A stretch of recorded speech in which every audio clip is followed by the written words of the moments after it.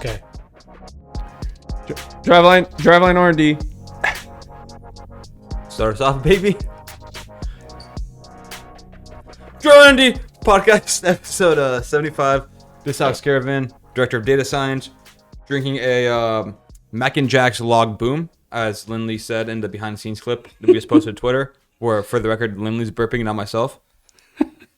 Kyle Lindley, Pulse product manager, also drinking a Mac and Jack's log boom.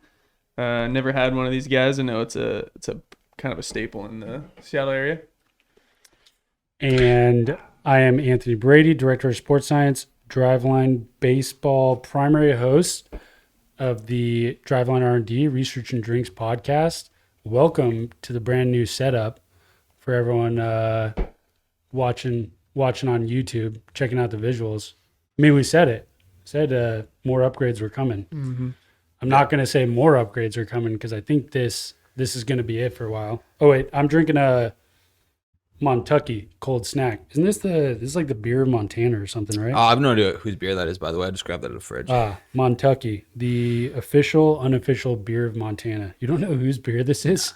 You just grabbed it out of the fridge? Yeah, so if you're listening to this episode, just hit me up and I'll get you we'll replace a couple. We'll get you back. Full disclosure too, Brady's 6'6". That's why that's why I'm so tall. I'm definitely not the only one of us on an elevated stool. So yeah. Got to be careful. If he makes me mad, I could just fucking knock him off.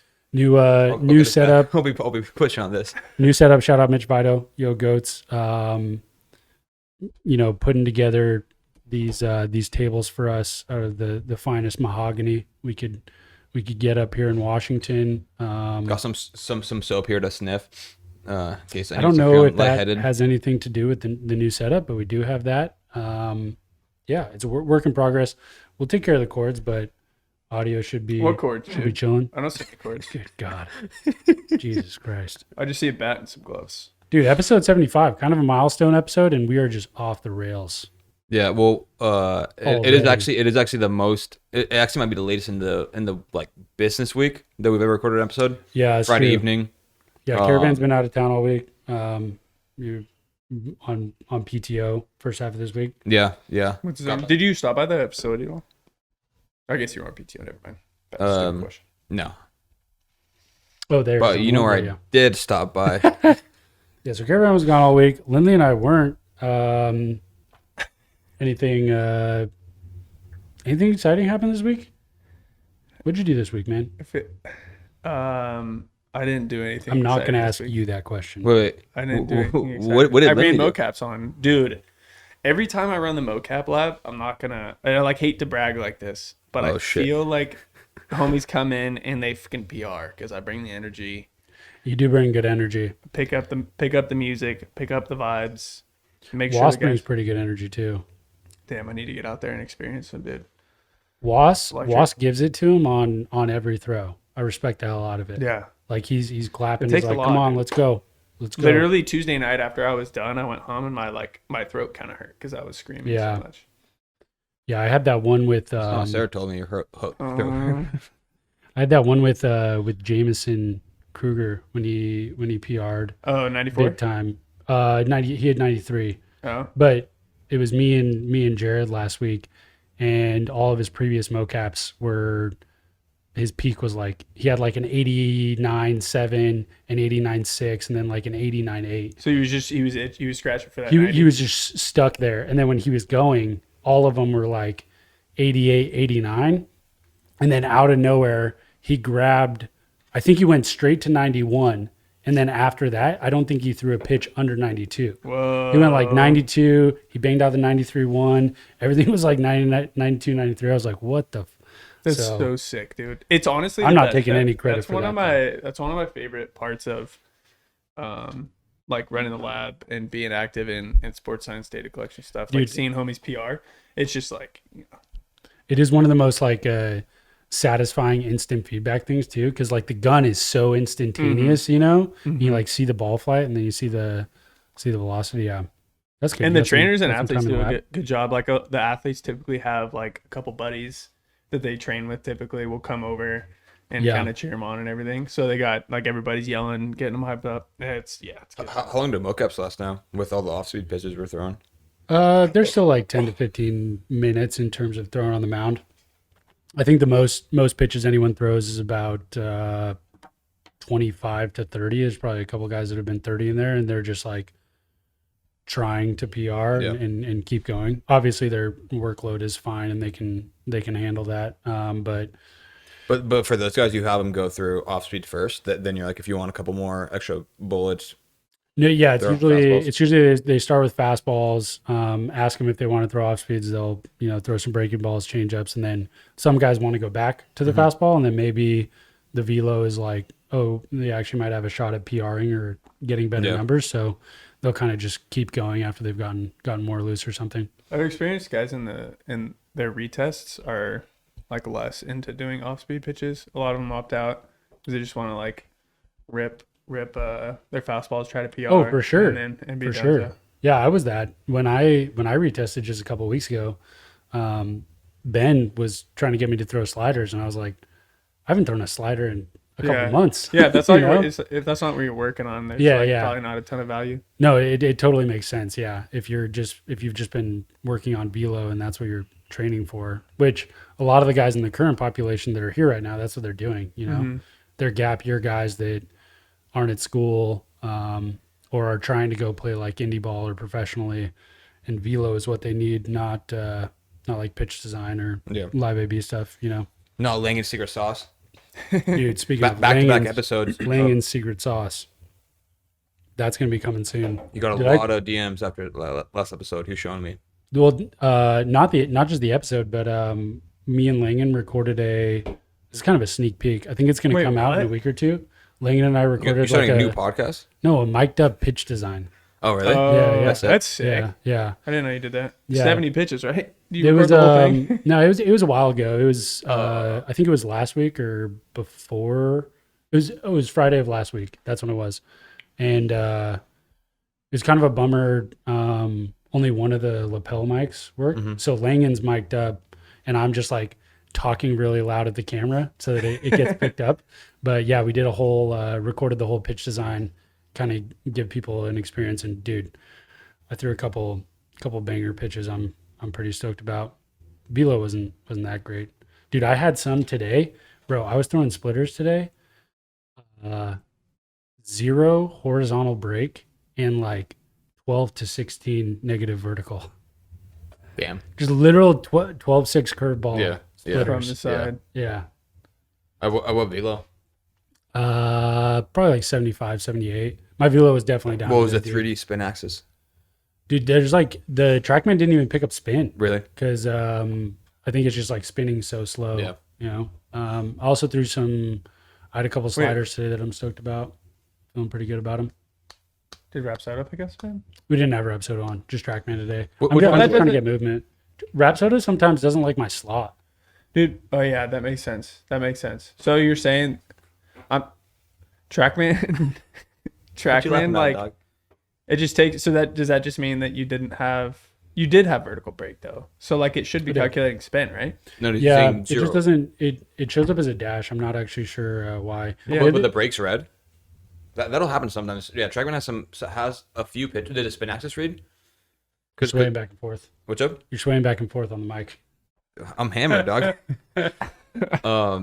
Did it have spin axis? Yeah, on most of them, yeah. Some of them were like I'm saying straight that up one. 6 o'clock. That one, because I'm saying like spin and spin axis often won't read together. I'm pretty sure it did. Maybe not. The other thing that is nice about TrackMan in pitch design that I kind of like, Rapsodo, if it's like yipped in terms of where you throw it, it sometimes it just like doesn't read, whereas you can throw like a pretty egregious ball or like way off base, and TrackMan will still get like something from it, and that's honestly, it'll get the velo, right? Well, it'll get the velo and the movement. Like even if I miss like really bad, it's nice to know what it kind of moves like. I thought they just got the velo. It's pretty fire. Like for pitch design, especially because there will definitely be a couple of these in the video with Langen. Dude, I probably threw 10 straight sliders in a row when he was trying to give me this new grip where I missed like 4 feet arm side. And I just could not for the life of me like make the adjustment. Was most of your work with him changing grips up? Or were you also working on like We tried release to. cues? We spent a good amount of time trying to work with the grip that I already had because I have such like good command with it, and so we started with kept the same grip that I currently have and adjust the cues or like intent of it. Mm-hmm. I was trying to mess around with a few things like, getting my palm more up or almost trying to create like positive vertical break, and none of those were working. And then we switched to a different grip, and right away, like without any cues or anything, I immediately got the movement profile we were looking for. It's just harder to control. I couldn't get the control down, and then I adjusted the grip again and also adjusted the kind of like where I was aiming and kind of like intent around it. Honestly, what I had to do is I had to throw a few where I missed glove side. Like I just tried to yank the shit out of it to get a feel for it. And that helped out a ton. And then today when I was throwing it in the PD lab, by far the best it's felt control wise. I found a little better grip, but also what I did is I put the mannequin batter in there. And I think that just like context alone, like having that line of sight there, not just throwing to the net and target, helped out quite a bit. It was really, really weird. Yeah. Is it splitter in general, or that was slider splitter? But I'm saying what we're working on in the PD today or then, or I guess then. I didn't realize you did PD today. Yeah, I did PD on Friday, and then this week I just threw a bullpen on Tuesday and a bullpen on Friday, working on the pitches from the pitch design because I want to go live next week with them. And after we were doing slider last week, we started to do changeup. My changeup is just like, it's just buns. Like half the time it's just the same exact pitch as my fastball. I can't really control it well. And so we started to mess around with a couple splitters. I threw a couple splitters that just like knuckled out of my hand and stuff that looked pretty cool. But I found a good grip on my splitter. I think it's actually the one that Hector Nears hit. Yeah, same one that he was using because Langan had just done stuff with him. So he gave me that one. I actually felt good control with that. I threw a bunch of those today, but slider control honestly felt pretty good today. I'm stoked to try it in live ABs because it's pretty different than the slider I threw last year. Honestly, the slider I've thrown for the last couple of years, it's like very different. There's probably a 8 to 10 inch difference in vertical break on it. Damn. Like mine used to be a lot more slurvy, and this is like sweeper profile, if not up from my slot. Are you guys tracking intended zones? So next week, Tuesday, I'm doing an intended zones bullpen with those for the first time, and then Friday, I'm gonna do live. I'm probably not gonna do like actual live. I'll take a short box group and ask them if they want to just go full distance. Yeah, go full distance live for like 60, 70-ish pitches. And go like 80%, or is it going to be max intent? Fastball's probably not going to be 80%, if I'm being honest. I'll probably go off speed, full intent, and fastball, like I'll be fine mixing in a couple of like 86, 87. I really just want to get a lot of confidence and feel for like when's the first Studs game? What's up? When was the first Studs game? June 1st or 2nd, I think. So I still got, what was that? 2.5 months, or like 9 weeks maybe. Yeah. So I still got plenty of time. And then I'll go from there, do a couple like legit live sessions. I kind of want to go rogue and do a couple like really weird things. Well, I got to figure out what my usage is going to be this year. But at one point, I was thinking of doing something like try to throw live 3 days in a row and then see if I could do it like a fourth day in a row, like back to back outings, see how that kind of feels and like what changes velo wise. I also want to mix in like a long outing with like straight up downs, like maybe do like a simulated 6 or 7 inning start. Cause I had that 7 inning start last year. Yeah. Just try to get like a feel for all that. You're not down to mocap the 3 days in a row? Oh, I am down. Dude, I was talking to Langan today. Throw in your underwear. It does sound kind of tough, but I am down. I'm more down for what Langan and I were talking about today. Bro, 50 pitch intended zones mocap bullpen. We got on that. That'd be sick. Dude, maybe get an idea of Like, how much is gonna break a RV6 pipeline? yeah, that, and also more importantly, like what maybe like I think it could be really valuable to me if there is. Longitudinal MoCap'ing of attendance zones would be really interesting. That's- Yeah. Oh, Just saying, longitudinal would be sick, but we want to do it in a session just to get an idea of like, which ones are good? Or yeah, which when ones I are miss bad. really bad, Yeah. maybe there is something consistent mechanically Yeah. that's different in those misses. Yeah. You know, it might be a pain to clean. I was saying we should probably do like a brand new fresh marker set. Also, I was telling Langan we should definitely do that with like another athlete, yeah. like an overhand even thrower if- too. Even not if the my sidearm ass. even if the sample is only like 5 athletes, like we just did that same data collection, but with like Yeah. only a handful of homies, like it would probably still be a super powerful data set. Yeah. Yeah, dude. With intended zones too, bro. Yeah, It's yeah. so sick. Yeah. Fastballs. Oh yeah, on because off-season. technically it would. You would have to be doing the same pitch though, huh? To get an idea for like an actual command method. Yeah, I'd probably do like 20 and then 15 and 15 or something like that. You know, Yeah. like Dude, 20, that would 20 be users. super sick. I think I could even do more, but Velo might drop off a bit, especially with how much I'm trying to disc golf, dude. Trying to get like a couple rounds in Okay, per yeah, week. we can talk about it. We brought up as a topic off air. Yeah, So how's this weekend? Did you hear about this? Mm-hmm. yeah, dude. Fucking top five finish. My first amateur disc golf tournament of the year. Oh wait, Pretty was stoked it about last weekend or the weekend before that? Last weekend, yeah. Okay. It was actually the day after my pitch design. Okay. Yeah. I was worried that I was going to be like sore, but Yeah. thankfully, with the help of Shout out. Driveline Pulse. Yeah, I was about to say Driveline or shout out Pulse. He was Yeah. gonna go do a practice session on Friday, but banged it because his workload was too high. Yep. I was like, might be tough. And thankfully, I had a great round on Saturday. I think it was because of Pulse, dude. Wait, did you wear Pulse during the tournament? No, I did. Because that could be some fire I ass. duplicated my workload on a marketing. previous day. So I did wear my Pulse in a practice round I did throughout the week, and then I duplicated that workload to account for the throws. So every throw counts, even your drives and your mid-range up shots and all those in disc golf. So I covered all those. I am kicking myself though. I won't lie. I was leading after 14 holes, and then I had a bad stretch. I got a little too cocky. Didn't play my game on a couple holes. Ended up top 5 though. Pretty happy with that. And we're pretty talking sick. sports. We could bring in the third one. Show off this rib injury on camera. Oh yeah, dude. Yeah. Wait, what? Yeah. What? Get a view of this, dude. Oh, you can't even see. Oh my god! Yeah, you What can't day see. did that happen? Last night. And my elbow. My elbow's. I mean, there's no. Oh, you could actually maybe even see the bruise here, It's insane, dude. bro.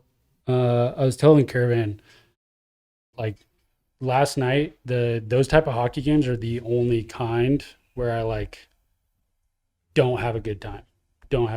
Like we won pretty handedly, but It wasn't Budnick's team, right? Shout out Ryan Budnick. No. Who bailed on. No, it wasn't. Cruising Yeah, by the last be a second guess. guess, it dude. wasn't Budnick's team. It was a different team. The game just like gets. Was it the Topes? Yeah. The game just gets like super chippy early on with like the other skaters, and they don't like necessarily skate as fast or as hard on some things. And as soon as that happens, people start trying to throw like little cheap shots here and there, like slashing. I mean, I got slashed in the ribs. That was not great, but So that More- was from a mistake. yeah, that was a stick. And then I went to the boards. The other one though is like guys will like lazily try to throw their hips out and throw you off balance and stuff, which if you go super hard into the corner, it's really easy to just like almost like poke someone off balance throw. And I like flew into the boards and fucked up my left elbow pretty bad, which wasn't Dirty, dude. wasn't great. I was It was pretty dirty. pissed. I was just thinking about it the whole time, like, dude, what if it was my right arm? Like I wouldn't have been able to. Probably have to pause throwing for a bit. So it's sketching me out, dude. This happens when you play 3 sports. Hockey's sketching me out. Yeah, someone. So, disc golf, baseball, and hockey. 3-sport athlete. and Three hobby athlete. all pretty heavily rotationally based. I mean, obviously that plays to your strength. Yeah. Have you ever had for back issues? sure. Every now Carrying and his then. fucking podcast on his back. No, dude. Every now and then. I mean, the first time Caravan seen me play basketball once, Oh yeah. and we were playing one. The one not rotational. We were playing 1-on-1 for, I think, 2 possessions, and my lower back gave out. I don't think we were playing 1-on-1. I think you just rebounded we were kind of messed around. You rebounded a shot, and then like went down like this, and then I thought Brady was saying like, he's saying he's like my back, but I thought he was saying I'm back, like kind of talking a little bit of shit, but like not going up for the layup. So I was like, all right, yeah, let's see it, and he's like, no, my back. I think those are purely sedentary lifestyle related though. Any of the back injuries that I've had, Yeah. they're not like, I don't know, maybe That was really maybe COVID, right? maybe it's a combo, yeah. But I feel like I tweaked my back recently too when I was trying to do too much, getting back into throwing and lifting in the fall or something. Dude, 4 sports. Fucking snowboarding too. Snowboarding. I wouldn't call My myself arm's still a fucked up from sport about Chicago. My arm's, I'm not kidding, dude. Like right here. Slipping on ice that I warned you about. Yeah. Anyways, spring training. So yeah, it's been a good week. Spring training got started. If we're before we get into hopefully more serious topics, so that went long enough that it's got to be the first. That's got to be the first caption of the podcast. Want to give a shout out to an old flame of mine who just got proposed to or engaged this Nice, yeah. weekend. We're Not doing gonna totally these dox kind of her, shout-outs. but you know, if you know me in my personal life, it's just, you know, Dobby to house off my phone. Let's go. Just got engaged, so Good for Dobby. Wow, congratulations! I hope you're listening 21 minutes into the podcast. I told her I told her to throw her a timestamp, but for all of our other listeners, Third who time has sending no tag her on idea. Twitter. Sorry about that. Yeah, let's get in. Anyways, yeah, spring training. Anthony throwing fire gifts on the Twitter sphere. Oh, yeah. Blog Have you seen about those? the Tate. Yeah. Is it one of those? Yeah. Arcade or like Super sick, dude. Yeah, I think the Arenado one was the first one that I saw, because we have an internal for the listeners, we have like an internal Slack channel that's just like all the athlete results, and so it's been very popping with spring training, and like anytime any of our athletes just like do good, and there's like a Twitter clip or anything, it immediately gets dropped in there, and as soon as I saw that, I was like, oh, I bet I could do a overlay with Arenado, and then I want to say like just a few hours later, Joe Adele hit one and was like, "Oh, could do that." And then there was the Dillon Tate one, and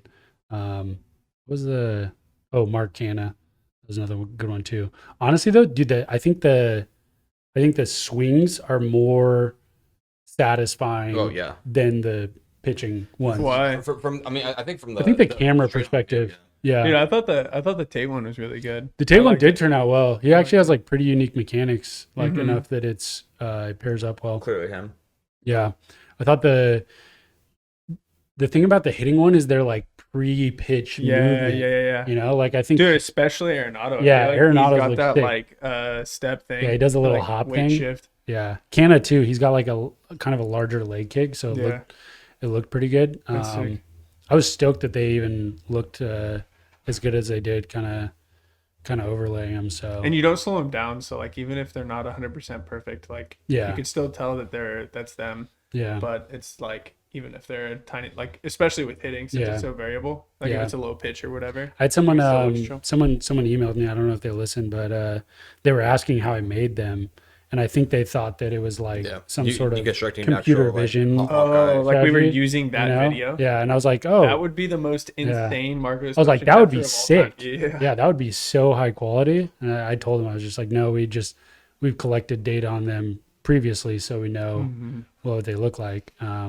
The underlying thing there is though, that's like part of the awesome value of it, right? Like we have this at any point in time, we can go back and see exactly how Mark Canna, Joe Dell, Nolan Arenado, like we know how they swing and how they moved this offseason because we've collected that data on them. And for future hitters and people hitting here, like, you know, now all of our trainers know exactly how they swing. They know how they move.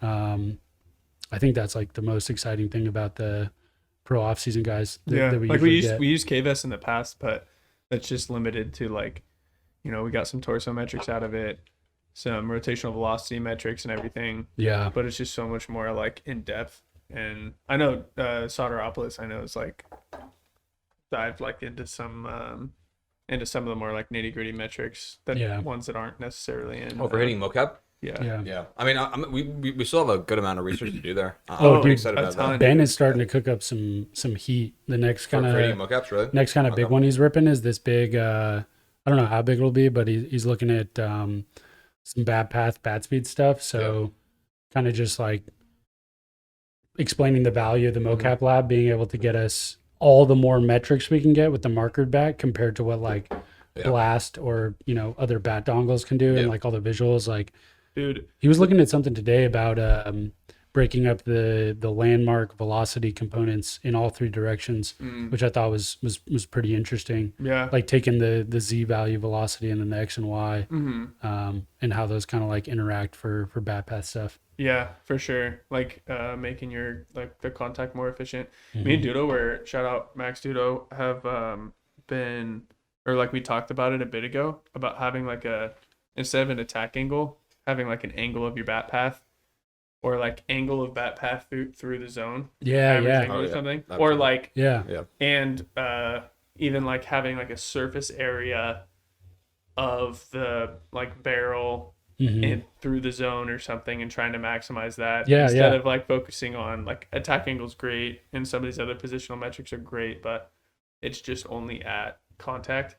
And you have to like if you should be chasing not just at contact, but chasing what's going to get you the highest probability to hit it like flush or whatever. And that's more about your bat path through the zone than your bat path at one point in time. That's kind of one of the things Ben was he's starting to do too, is almost like working backwards down the chain as well. Like if your attack angle when the bat's at the front of the plate or the middle of the plate, at the back of the plate, like What is it? what happens well before that, like leading up to it, to do some, like, because I think that's got to be one of the harder things on the hitting side, is just like saying improving attack angle, but how kind of a thing. Exactly. So trying to like go backwards into like, what is the bat path really doing before to get into it? And now that we have, because in the swing, dude, you get so much of that.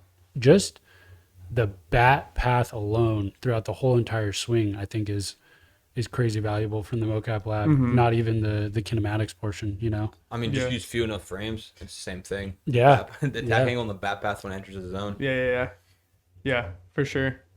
Yeah, so I'm pretty stoked about that. We've done a good job on the hitting side. I think like we found some good constraints so that we don't have to cue.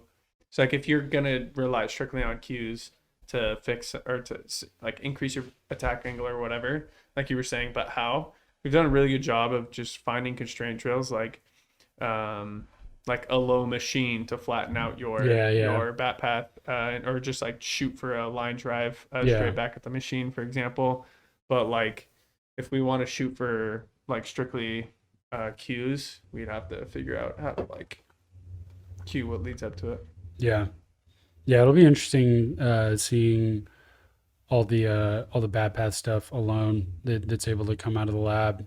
I am pretty excited for things like that, like taking the kind of what you're saying, figuring out like attack angle through the zone. Or that was one of the things early on I was pretty dumbed up about with the swing, thinking about it conceptually, because if you normalized everything around contact as like an event to pair everything, the movement variability would kind of like get fucked up. Yeah, if their timing's not perfect. Because if you like someone hitting it like out in front, if you hit a ball in the opposite field versus like if you pull a ball, those contact points are like, it could be the same exact swing with different contact points, and so then like your normalized positions at contact kind of get messed up. And so since we have events relative to the plate, almost ignoring contact more or less, then we can get an idea of like how the swing. What are events? What are events? There's a bunch. There's like load, which First is furthest. I think load event is furthest COM backwards. So like furthest the center of mass move backwards, and then first move is when it starts moving forward. No, first move is the hands, like the hands achieving a speed, or maybe it is the COM moving forward. I'm not sure what the definitions are. Yeah, I first don't move is know. one of those. There's like the various foot plant, foot striking events, and then we have like force plate defined ones of those.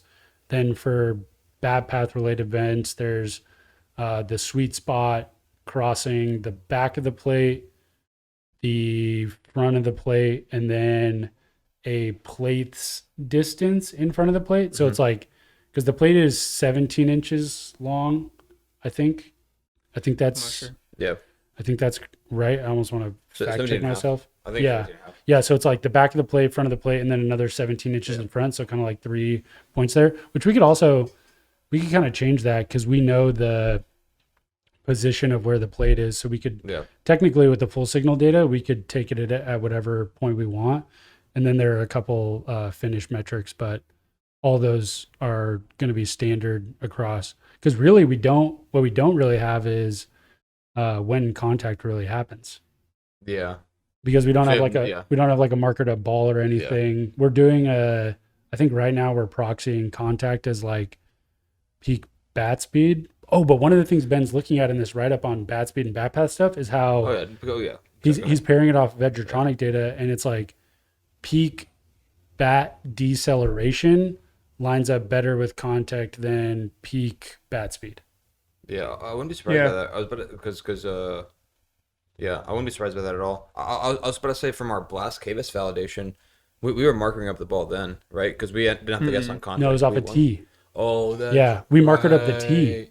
That's So we just right. marked up the Yeah. T, so we knew exactly where the T was, Yeah. and then we just Yeah, whenever it crossed that point, we knew it was Yeah. contact. yeah, I talked to OptiTrack a bit ago to see if like sensors could pick up contact really well.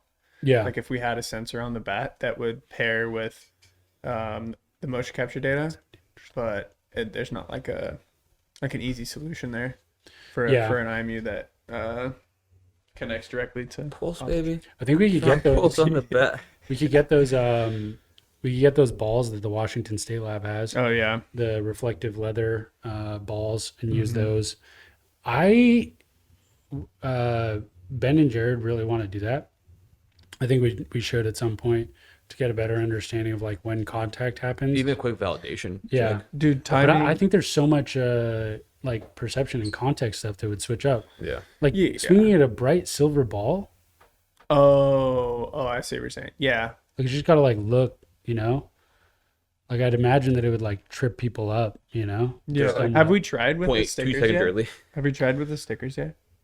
Dude, in the original, like if you go all the way back, I think it might even be in the Google Drive days of the research folder and find, or maybe you have to actually go in Slack and go to the research and development channel and the archive one from forever ago. Mm-hmm. One of the earliest drops in there is pitching report CMZ workspace Mm-hmm. from Wagshaw Mm-hmm. that he dropped in there, and they threw a markered ball, Mm-hmm. and he has like ball velocity calculated off the Mm-hmm. ball object, and I think even some spin metric or spin rate and spin orientation stuff in there, Interesting. like way back. And Dude, it if you go back into the 2017 archives, I think it was just like nearly impossible to clean and also keep the stickers nice. Yeah. I think it made things pretty tough, but I bet with new motive, it'd be pretty fire. It'd probably be better. Slash We maybe even would probably doable. have to like put the markers on like identically in identical positions. Yeah, for I think all. you would just want one. If you did a triangle, or wait, Yeah. no, because they'd have to be different distance lengths, or the rigid body would fuck it up, I think. Yeah. Do you wanna go through the other sports science investigations that we've been ripping? It's like last couple weeks. Oh, yeah. keep talking, baby. Yeah. I'm gonna need another beer. Yeah. What else? Beer What runs. else? Whoever's sitting has to talk the most every episode. Yeah. And whoever's standing has to be the beer runner.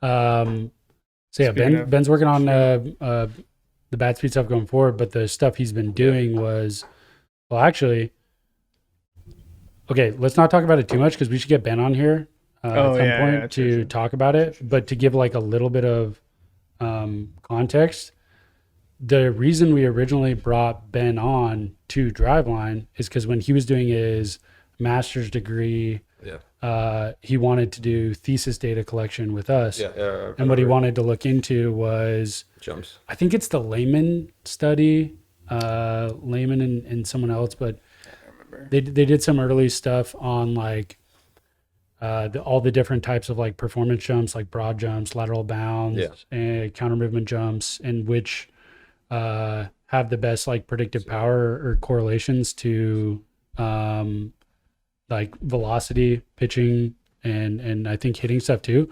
So Ben's collected this huge data set where all the hitters and pitchers. You could probably just hold it, dude. I'm trying to make this work. Oh my god. Yeah, you could just unscrew. Yeah, just Caravan is Caravan's endurance, even though he can walk across the state of California, is dwindling. I'm trying to get a more. That's actually kind of fire. Yeah, it might work. It's better as fucking faceplant. Okay. Anyways, Ben's collected a data set where a bunch of athletes have ran through all the different types of jumps you can think of in the high performance lab: counter movement jumps, lateral bounds. I'm pretty sure I'm in a study, dude. So I don't know. I think it's like thing. high level athletes. Like he's trying to keep it. I'm confused why he threw me into study, but I remember I remember doing a Skolnicki, and I mean correlations matched up. I think you might have been a pilot study, like you were a test data to make sure that the protocol worked. I don't know if the data actually. I'm not disagreeing with you, bro, because I know whatever data I have is gonna throw the whole thing in flux. Wow, I think I mentioned it before, but I literally had to throw Caravan's data out one time when I was looking at throws because it was so different from every other person's throw. Wow, this guy's got great jumping ability, but he throws 52. I didn't even have a. Well, we were doing broad jump, and I don't think I have a good broad jump. I mean, I also was going with Skolnicki, who's a really underrated, like. Really I think he had the best. Yeah, I think Skolnicki had the best. Yeah, he's a pretty crazy athlete. That makes me feel a little bit better because we were going and he was just like outpacing me. He could dunk on broad jumps, which I figured was gonna happen. And I mean, he's throwing harder than me too, so I guess like whatever. Yeah. Broad jumps lead the higher velo, but I think my lifetime PR is in that study. Oh wow. Yeah. Okay, So, we'll have to we'll have to look at that. So yeah, he's collected a bunch of jump data, and then also simultaneously, like right after that, we got the hitting or pitching MoCap data. So we have a pretty sweet data set of like paired jumps and movements in the high performance lab with movements in the motion capture lab, like skill specific movements. And early on, he's just starting to do some of the write-ups and analysis on like, okay, what force plate metrics and characteristics and also kinematic jump movements correlate the best or have the best predictive power for like performance in the movement. So for pitching, he's just doing velocity right now. Yeah. And one of the follow-up things that I think Dean and Dan Adams both like asked for is going like a step further, not just looking at velocity, but looking at movements in the actual pitching mechanics, specifically. So like variability. Do certain types of jumpers or people who are better at the broad jump or lateral bound, do they do a certain movement or thing better in the pitching motion? Like, do they have a better lower half, create more separation, rotate faster, whatever that is, right? Or even just like the lower half ground reaction force, things like that. So that'll kind of be the next step. But early on, it's just like what kind of things correlate or have the best statistical power for force plate and broad jump lateral bound metrics related to pitching velocity. And I think on both of them, it was like distance was actually like one of the best predictors. So bad. Distance was one of the best predictors. Caravan can't control himself. The setup. Get it together, man. On, get it together. You guys gotta. I'm trying to talk about dude, you've seen me. fork plate skill stuff. Dude, I haven't been able to control myself at all for the last hour. My goodness. My goodness. Okay, well you've read them. What do you got on them? The posts? Yeah. I think they're really good. There's a lot more to look into, I think. Like he hasn't yeah, like the kinematic part hasn't really been fully investigated, right? Like it's mostly, honestly, the first time I saw it, the way that Ben writes it too is like super descriptive and a really good way to explain it. But he shows like the trace of the ground reaction forces during the jump, and you can see clear events. Like, for example, when you get done, I think loading, there's like a clear peak in everybody's jump. That's an event that they pull, and just learning kind of about how the metrics are calculated was really interesting to me. The first like initial comparisons with the metrics and velocity are good and everything, but yeah, I'm pretty excited to see. Yeah. Dude, this is our chance. Mechanics part of it. This is our chance to these Ben's, like the content of Ben's write-ups are going to go live on Driveline Plus soon, and along with Wass's energy flow stuff, which I'll talk about here in a sec. But those like high level educational analyses and investigations that we're doing internally, typically we put those out internally and do resources and stuff for our trainers and staff here, but those are also going to get pushed to Driveline Plus and that EDU platform. So if you're not a Driveline Plus member, you should probably become one soon. And also, if you aren't, we have a code that you can use, which is from the podcast, I believe, good to learn 25, and the 2 is the number 2. Everything's lowercase. And if you have and problems, 25 is no spaces, not spelled out there. no funny either. shit. Good to Numerical. learn 25, also numerical. The 25 at the end. if it doesn't work, just tweet at Alex Caravan, and we can get it worked out. Because I full disclosure, first off, we've done a piss poor job of this because we put out the code one time and I said it wrong. Yeah. Not totally on me. It was totally me wrong, but that's doesn't matter. But at TO, and then the one person immediately DM'd me, and then was But now, never mind. Yeah. But, So now for this is actually we can plug these a lot more. Yeah. Because a lot of the write-ups and investigations that we're talking about, they're gonna start to live on Plus in terms of getting more like high level educational stuff that we're able to do in our lab. And yeah, you can go on there and you'll be able to read about them. Another thing that's cool with Ben's is at some point he recorded an in-service with our high performance staff where we kind of like walk through it. It was only like a 15-minute presentation and then maybe like 5 to 10 minutes of Q&A, but there were some good follow-ups and things on that, and those are gonna eventually live on Plus as well. So a couple high-level sports science, EDU, and R&D topics going on there. If you're not a member already, code good to learn 25. Good to learn 25 to get Driveline Plus. Damn, we gotta make sure we actually plug that right and plug it a lot more. I was thinking about, dude, we never ask people to like and subscribe, but I think it's actually decently possible that most of our viewers are subscribed. Yeah, because not a lot of most channels are like, we get 30,000 views, but only this many, like less subscribers. Yeah. We have more subscribers than average views on some things. That's actually true. We should probably start shilling that out. Anyone listening to this, if you could like the video, subscribe on YouTube. We should do a thing. That's really helpful. What it would even be more helpful right now is, because I'm pretty sure I started looking at this, would be more helpful. I know there's some of you out there who have done it.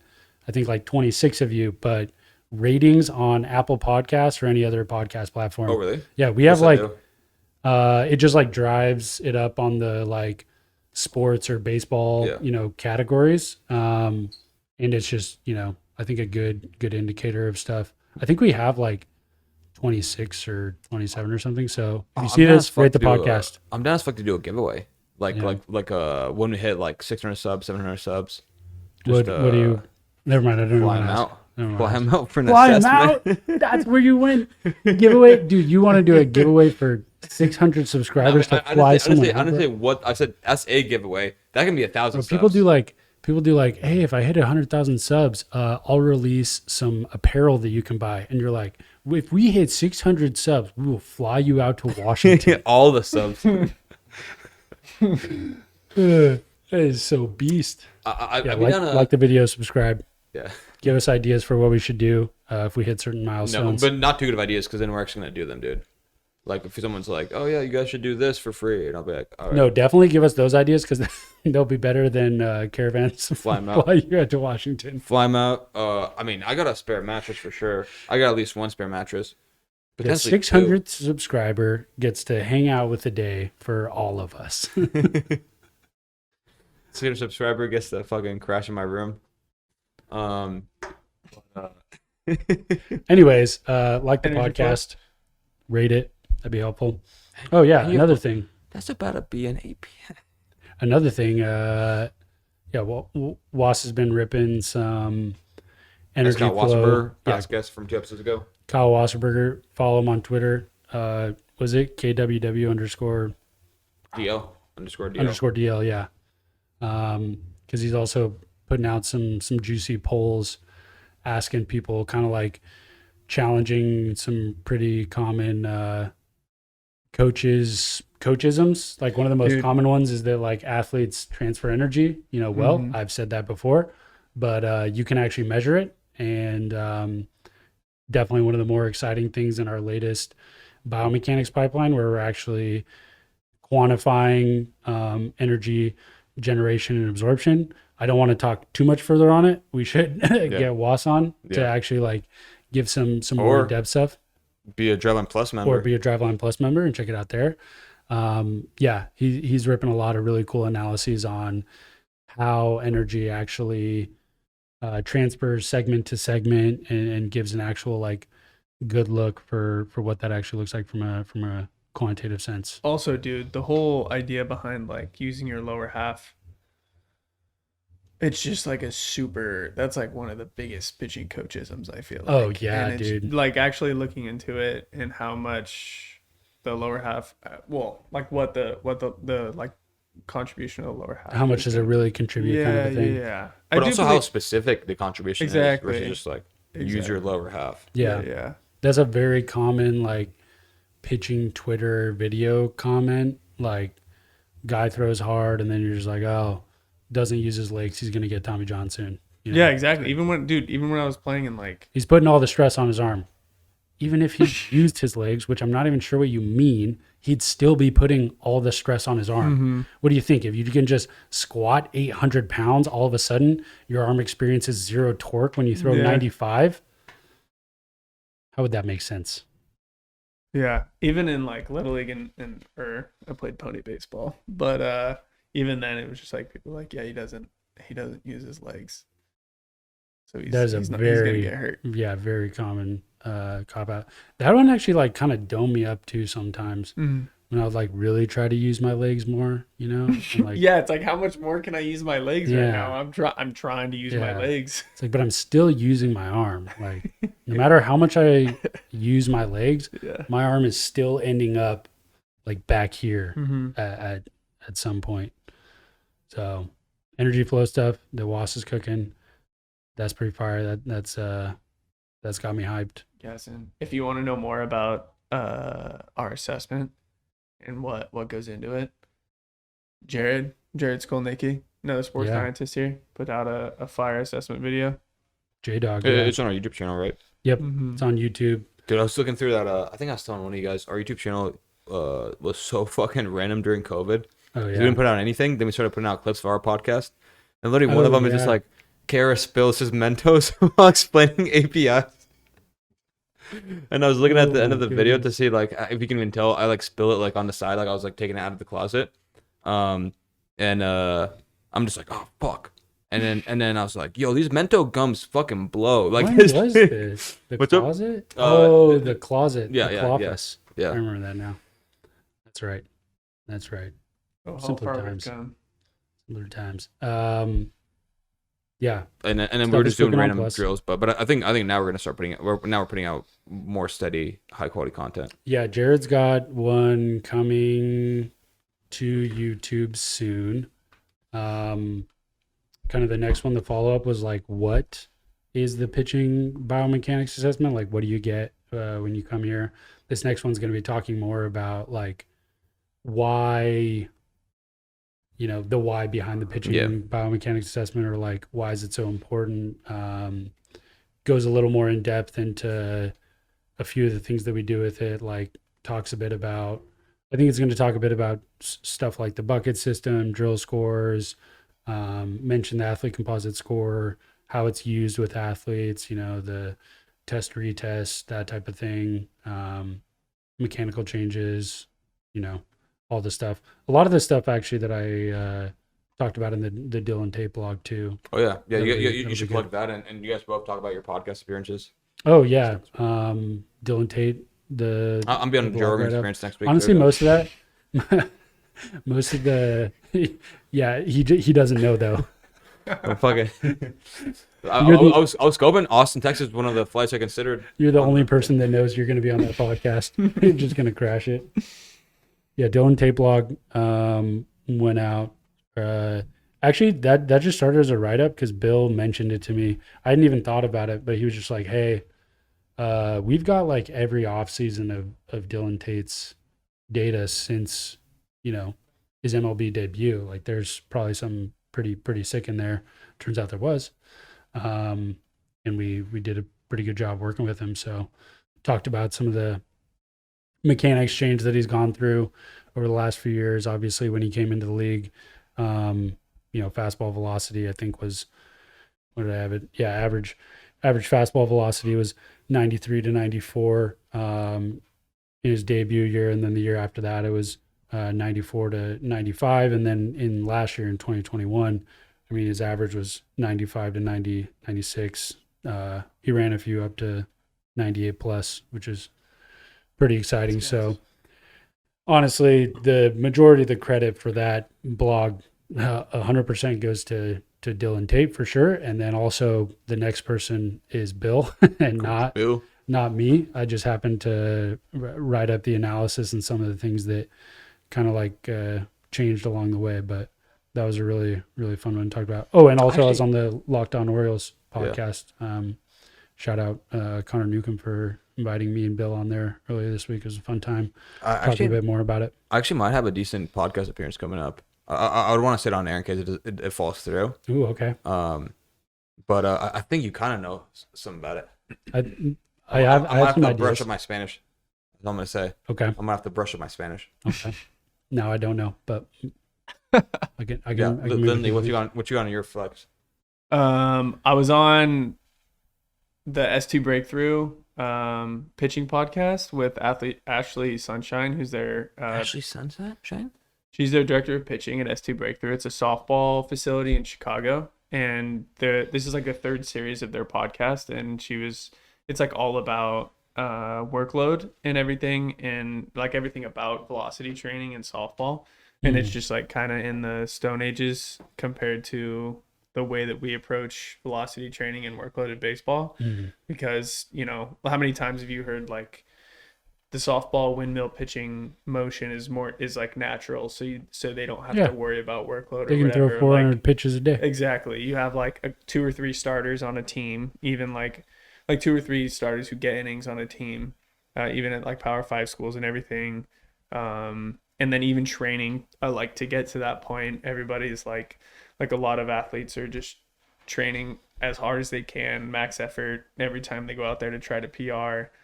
And she was talking about how they probably have a lot of room to improve when it comes to mixing in recovery days and, you know, having different phases where not every phase is a velocity phase. Some phases are, you like can take some time off, or some phases are for strength training, and then you're just kind of accumulating and or maintaining and throwing workload and whatnot. So it was kind of like, we talked about pulse a little bit and how we use pulse to drive programming in baseball, but it was a super exciting conversation because it's just like, it's very clear that I don't want to say it's very clear because maybe it doesn't, it like is actually much different, but like the idea of in softball training changing and like periodizing a little bit more, and then potentially like improving how people train for velocity, kind of how not just Driveline, but, you know, training and velocity training in baseball has progressed over the years. It's like an exciting thing to think about right now before it happens. What is our current reach in softball,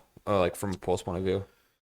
It's a bit like near zero. I think there's like 2 or 3 teams maybe that use it, and I think for their position players. But I'm actually going to send a unit out to S2 Breakthrough so that they can use it primarily, like at first, probably as just a throw counter and arm speed measure. But like it's possible the torque value is actually valid. It's just that valgus torque isn't like, that's what I was gonna say. Yeah. isn't like the thing they care about the most in the pitching motion. Well, do you know, is there like a Tommy John of softball pitching? Like what's the tissue that is like breaks down the most, like after that repetitive movement and, you know, catastrophic injury type for them? We didn't talk about it on the podcast specifically, but I think it's more lower body. Like I think there's some hips, some knees, and back too. I don't think it's not as like it's not as like loaded on one joint as baseball is in the elbow, as far as I understand. I don't know it like that well, but I'm pretty sure it's not the elbow. She said that they've seen some like flexor and pronator strains, and they think, she was like talking about how like there are some mechanical things that she thinks might like contribute to that. But dude, the way they throw some of those pitches, like sure, rotating under on some of them, for sure. Yeah, I could see that. Yeah, so I don't know if there's a perfect equivalent for Tommy John, but or like elbow injuries in softball, but there's like, it's definitely not. We definitely shouldn't not think about it for softball players. Like workload and workload management just definitely matters. We were like we were talking about how like these ideas, the idea of workload management and tracking your workload and monitoring it is so ingrained in the weight room.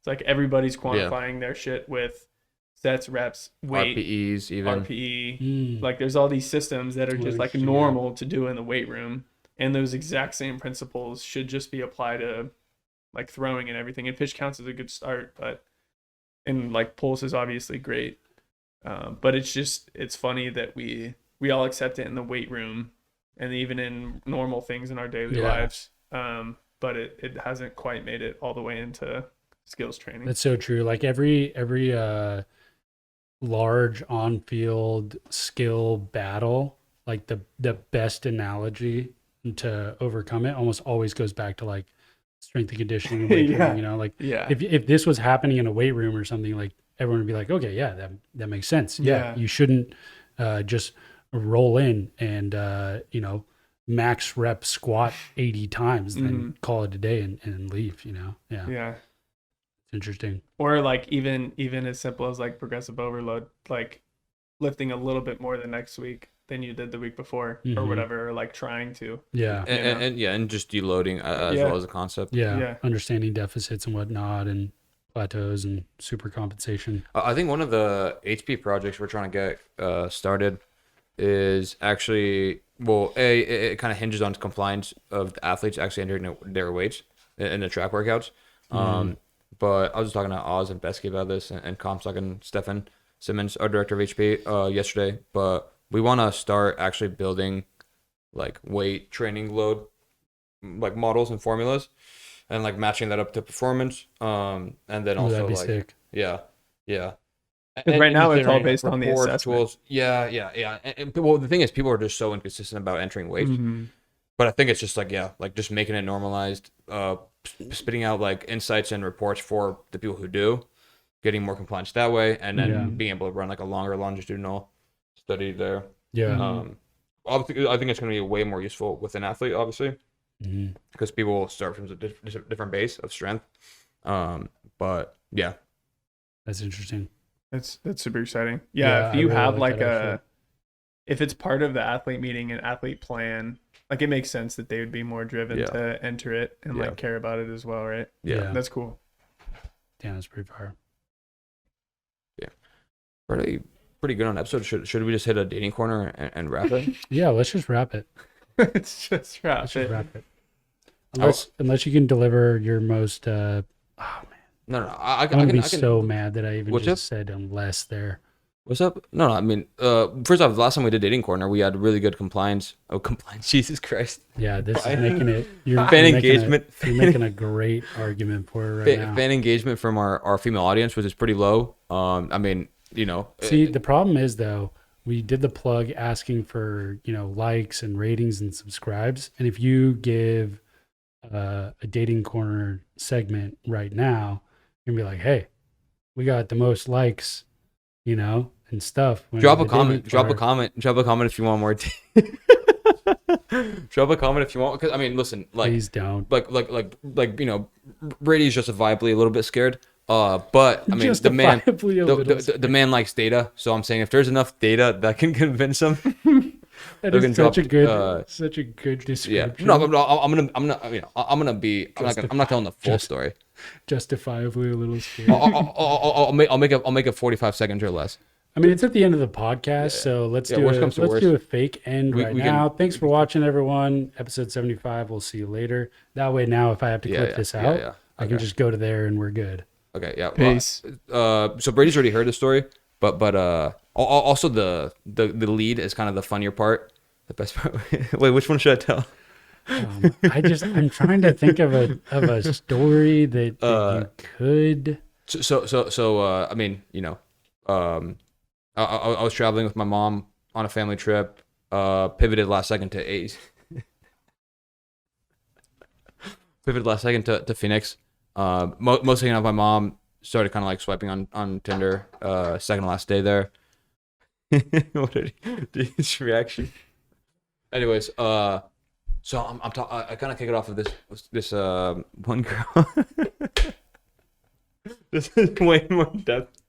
There's just no way. No. Okay, I'll wrap it. So here's your chance. I'll wrap it in 20 seconds. You should just let's just leave it as is. Maybe people want to know more. Then they can bang the comments. 10 seconds. I kicked off this girl. And she's working the next night. She said she's working like 7 p.m. to 2:30 a.m. She's like, oh damn, we'll miss each other. I was like, oh, what do you do? This is where it could take a turn. Well, so she matched me to like come through to work and kick it there for a bit. And then I'm like, yeah, that sounds pretty fun, because I find out she actually works at a strip club. So that we can just wrap the story there. Peace. Thanks for watching episode 70.